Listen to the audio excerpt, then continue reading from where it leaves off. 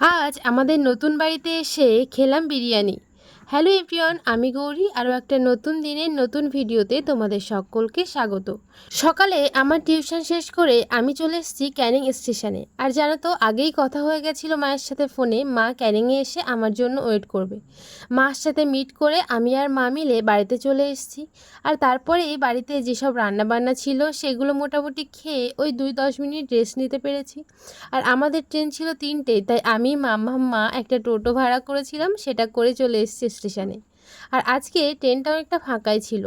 আমরা আসার সঙ্গে সঙ্গেই জানলার ধারে সিটটা পেয়েছিলাম, তাই তো মাম্মামকে জানলার পাশে বসিয়েছি। আর জানো তো, আজকে আমার মনটা ভীষণ খুশি।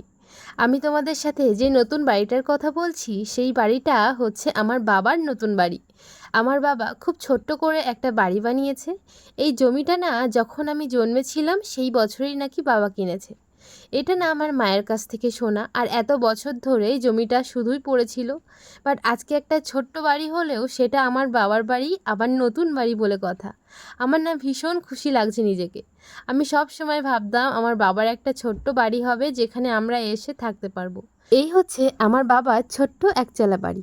আচ্ছা, তোমাদের আমাদের বাড়ি কেমন লাগলো জানিও তো। জানো তো, বাবার ছোট্ট বাড়ি থাক বা বড় বাড়ি, বাবার বাড়ির মতো শান্তি আর কোথাও পাওয়া যায় না।